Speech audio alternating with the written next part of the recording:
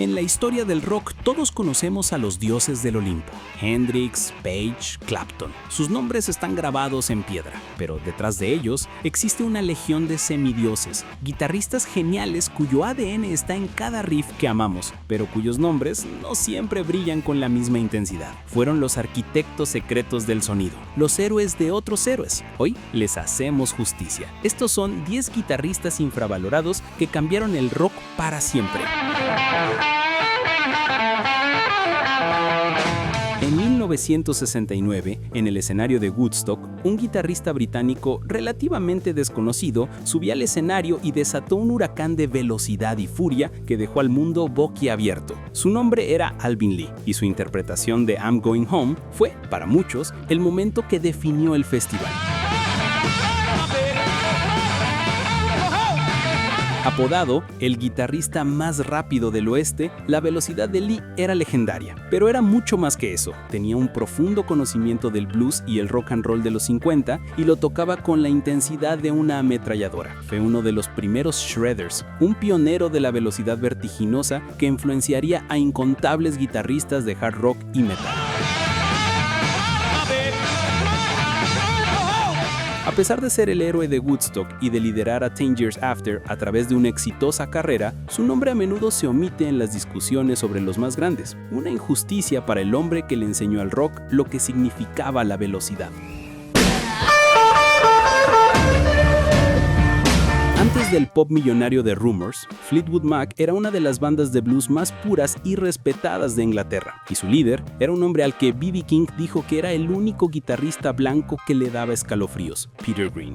El tono de su guitarra Les Paul, apodada Greenie, es uno de los sonidos más reverenciados de la historia.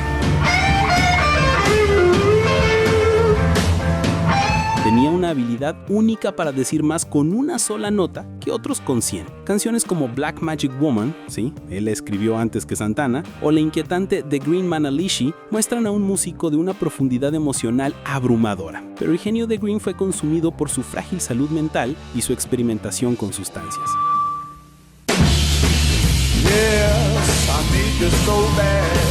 En 1970, en la cima de su fama, abandonó la banda y la música por años. Desapareció, dejando atrás el fantasma de un talento que, para muchos, era incluso superior al de Clapton.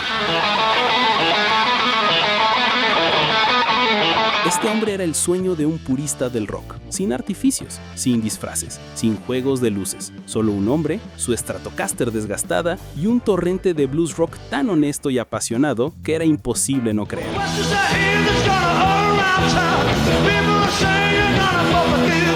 Rory Gallagher fue un guitarrista irlandés que se ganó el respeto de todos, desde Jimi Hendrix hasta Eric Clapton. Era un músico para músicos, un trabajador incansable que pasó su vida en la carretera, dando conciertos legendarios.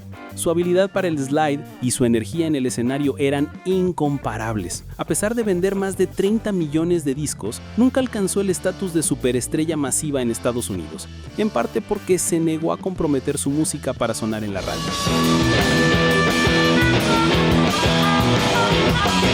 Es el héroe anónimo de la guitarra, un titán cuyo legado vive en la devoción de sus fans y en cada guitarrista que valora la pasión por encima de la fama.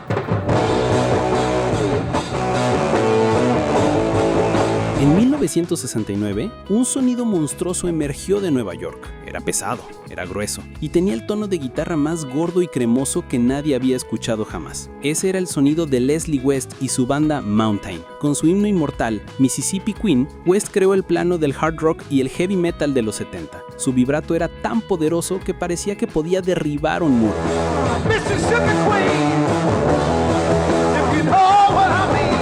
Era un guitarrista de 1000 notas por segundo. Su genialidad estaba en el peso y la emoción de cada una de ellas. Fue una influencia gigantesca para incontables guitarristas que buscaban un sonido pesado y melódico.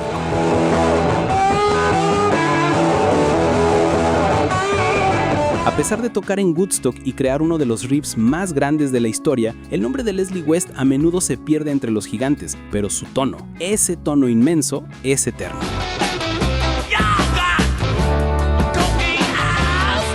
Hay un debate eterno entre los fans de los Rolling Stones. ¿Cuál fue su mejor era? Y una gran parte de ellos te dirá que fue el periodo entre 1969 y 1974. ¿La razón? Un joven y virtuoso guitarrista llamado Mick Taylor. Reemplazando al fallecido Brian Jones, Taylor no era simplemente un guitarrista rítmico, era un solista lírico y melódico que elevó la música de los Stones a otro nivel. Sus solos en canciones como Sway, Can You Hear Me Knocking o la versión en vivo de Sympathy for the Devil son obras maestras. Aportó una musicalidad y una sofisticación que la banda nunca antes había tenido. Pero en 1974, en la cima del mundo, cansado de los excesos y de no recibir el crédito que merecía como compositor, simplemente se fue.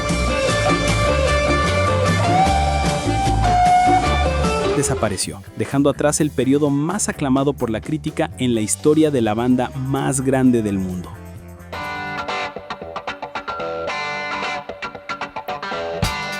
Cuando piensas en los Doors, piensas en Jim Morrison, pero ¿quién escribió la música de muchos de sus más grandes éxitos? Fue Robbie Krieger. Mientras otras bandas se basaban en el blues, Krieger trajo un universo completamente diferente: la guitarra flamenca, el folk y el jazz. Es el autor de himnos como Light My Fire, Love Me Two Times y Love Her Madly. Su estilo de tocar con los dedos, sin púa, y su uso del slide crearon un sonido único y exótico que era el contrapunto perfecto a la oscuridad poética de Morrison.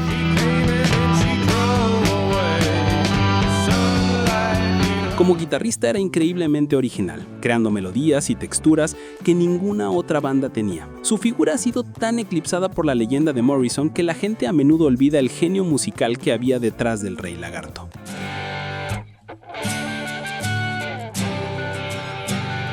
A principios de los 70, David Bowie creó a Ziggy Stardust, un alienígena estará de rock, pero cada alienígena necesita su nave espacial, y esa nave era la guitarra de Mick Ronson.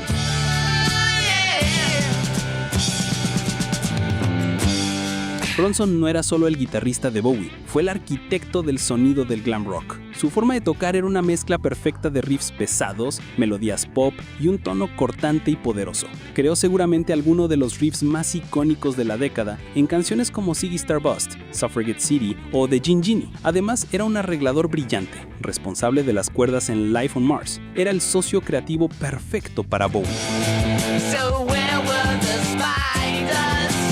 A pesar de ser la fuerza motriz detrás de una de las bandas más influyentes de la historia, su nombre a menudo es conocido solo por los fans más acérrimos, una injusticia para el hombre que le dio a Ziggy su sonido de Marte.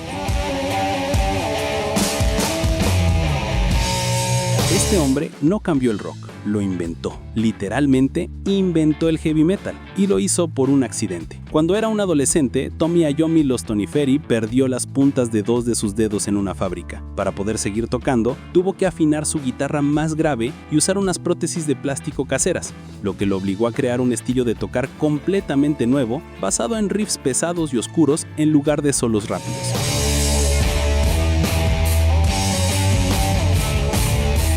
De esa tragedia nació el sonido de Black Sabbath y, por extensión, de todo el heavy metal. Riffs como los de Iron Man, Paranoid y Warpix son la Biblia del género. Aunque Black Sabbath es una leyenda, a menudo se subestima el hecho de que un solo hombre, por una limitación física, creó el lenguaje de un género musical entero.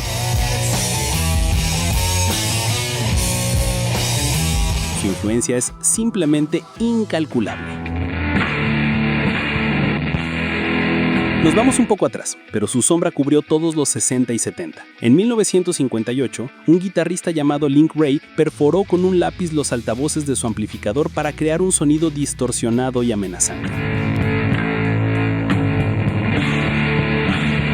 El resultado fue Rumble, una pieza instrumental tan intimidante que fue prohibida en varias radios por temor a que incitara a la violencia juvenil. Rumble es la invención del power chord, la piedra angular del hard rock, el punk y el heavy metal. Pete Townshend, de The Who, dijo: si no hubiera sido por Link Wray y Rumble, nunca habría agarrado una guitarra. A pesar de crear uno de los sonidos más importantes de la historia y de influenciar a prácticamente a todos los guitarristas que vinieron después, el nombre de Link Wray permanece en una relativa oscuridad para el gran público. Es, sin duda, el héroe más infravalorado de todos.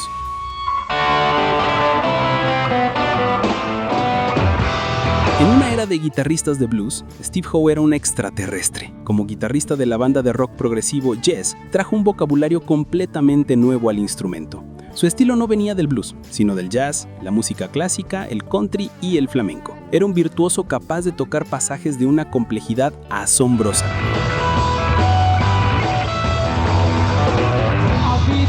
Canciones como Roundabout o Starship Trooper muestran a un guitarrista que piensa como un compositor de orquesta, usando diferentes guitarras y texturas para crear paisajes sonoros épicos. Mientras muchos se enfocaban en la velocidad, Howe se enfocaba en la composición y la melodía. Cambió la percepción de lo que podía ser un guitarrista de rock, demostrando que podía ser un artista tan sofisticado como un músico de conservatorio. Su influencia en el rock progresivo y en generaciones de guitarristas técnicos es monumental.